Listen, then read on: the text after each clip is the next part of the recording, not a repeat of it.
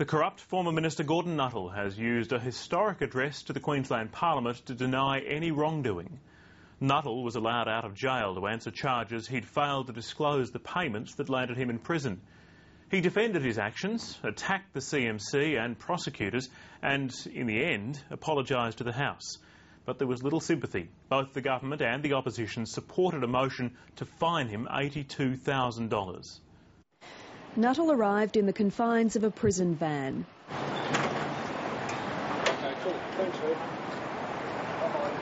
The first convicted criminal to front the Queensland Parliament. Sergeant-at-Arms, please bring Mr Nuttall to the bar of the House. Free from handcuffs and prison garb, Nuttall mounted a 40-minute defence. I have never knowingly or wrongfully set out to do wrong.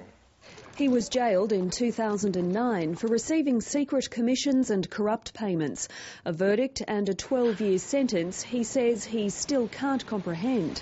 I struggle each and every day to understand how I can be found guilty of a secret commission. But the Parliament sought to punish him further with an $82,000 fine for failing to declare the payments on the interests register. Nuttall argued the rules are unclear. The fault lies in the guidelines. He repeatedly lashed out at the Crime and Misconduct Commission, as well as prosecutors involved in his trial, calling for a judicial inquiry. The CMC and the DPP have had their own agenda and embarked on a campaign to ensure that I was demonised, abandoned, ridiculed, cheated and made a fool of. He persisted with his attack until the Speaker reined him in. I would ask you to abide by my ruling. I know this is emotional for you. Nuttall then set his sights on his former colleagues. You chose to cast me adrift and join in the feeding frenzy when there was blood in the water. Finally, Nuttall apologised and pleaded for the House to accept that as his penalty. Mr Speaker, I simply do not have the financial capacity to pay a fine. One independent sympathised. It's now time to show some mercy.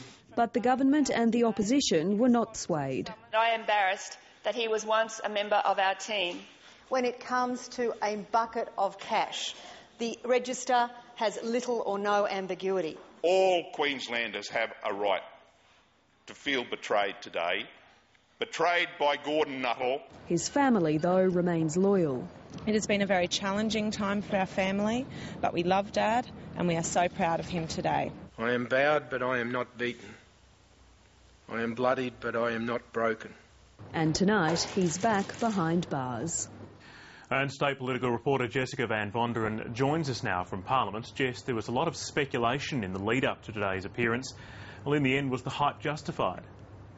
David, there had been a lot of interest and curiosity in just what Gordon Nuttall might say and who he might target. There was speculation this might be some sort of revenge-seeking exercise.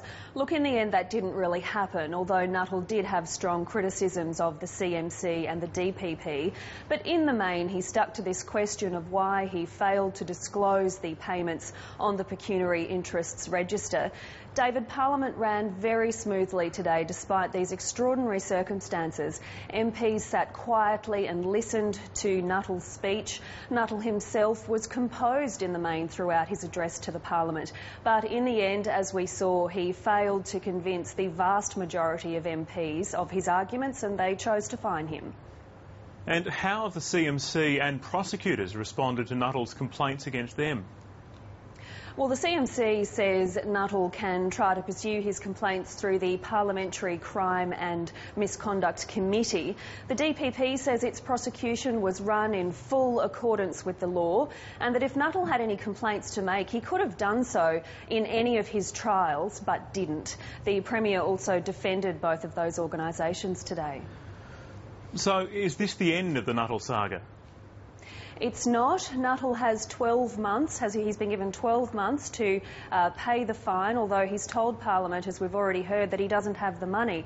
Secondly, there are also court matters still pending. The Attorney-General is appealing against Nuttall's sentence, calling for a longer 14-year jail term. The Court of Appeal reserved its decision in that matter this week, so that's still to come, David. OK, thanks, Jess. Jessica Van Vonderen there at Parliament House.